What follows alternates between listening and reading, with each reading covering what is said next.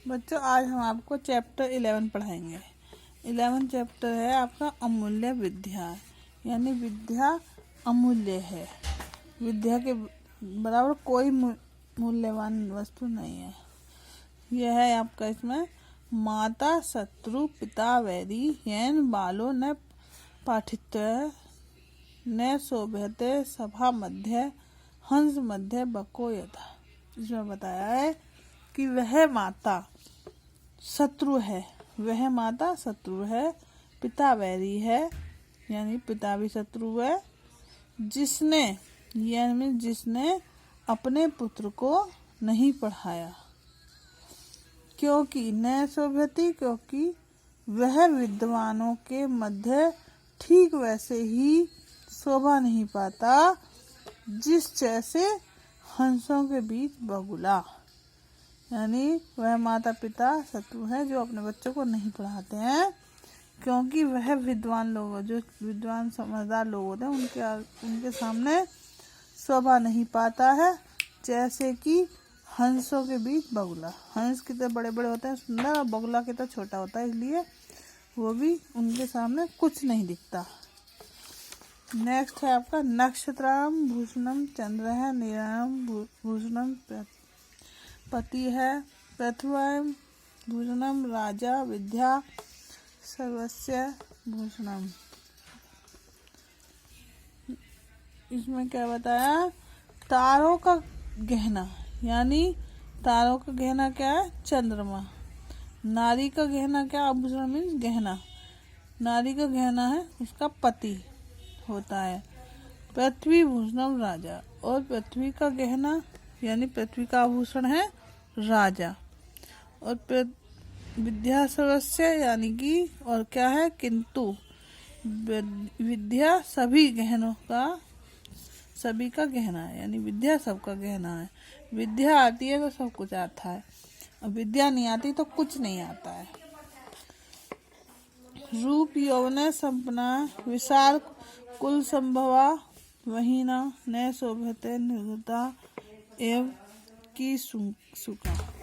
रूप और यौवन से संपन्न विशाल कुल यानी परिवार में उत्पन्न होने पर भी मनुष्य विद्याहीन होकर भी ठीक वैसे ही शोभा पाता है, अर्थात सम्मान पाता है, जैसे ढाक के सुगंध रहित फूल, जैसे ढाक के जिसमें ढाक जो होता है उसमें बिना सुगंध वाले फूल आते हैं। फूल तो आते हैं बहुत सुंदर, लेकिन वो खुशबू नहीं देते।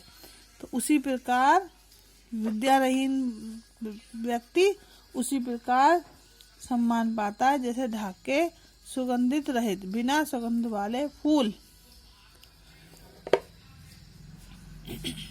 विद्या मित्रम प्रयासे च भार्या मित्रम गृहसु च व्यवादि स्त्यादि मित्रम धर्मो मित्रम मृतस्य च। विद्या प्रदेश में रहने पर मित्र के समान होती है।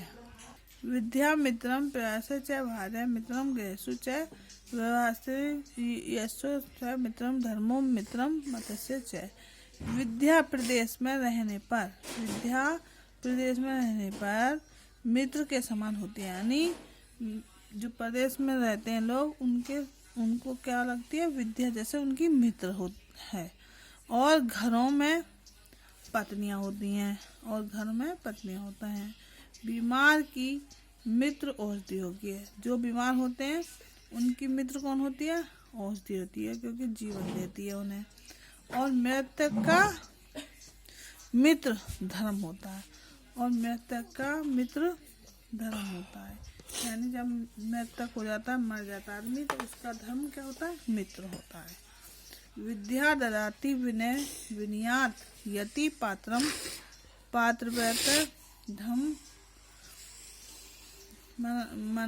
मनोक्ति धनान धर्म तद सुखम। विद्या विनम्रता देती है, विनम्रता से व्यक्ति योग्यता को प्राप्त होता है, यानी उसे योग्यता मिलती है। योग्यता से क्या होता है, धन प्राप्त होता है, धन प्राप्त कर सकता है, और धन उसके बाद सुख प्राप्त करता है। धन से क्या करता है, वो सुख प्राप्त कर सकता है। तो सब कुछ क्या है, विद्या ही है। बिना विद्या के कोई नहीं पूछता, कोई नहीं कुछ समझता। विद्वानत च नृप्त च नैव तुल्य कदाचन स्वदेशे पूजते राजा विद्यान धर्म सर्वत्र पूज्यते। पंडित और राजत्व यानी विद्वान और नृत्य यानी पंडित लोग और जो राजा कभी भी इन दोनों की तुलना नहीं हो सकती, यानी इन दोनों की तुलना नहीं कर सकते। केवल क्योंकि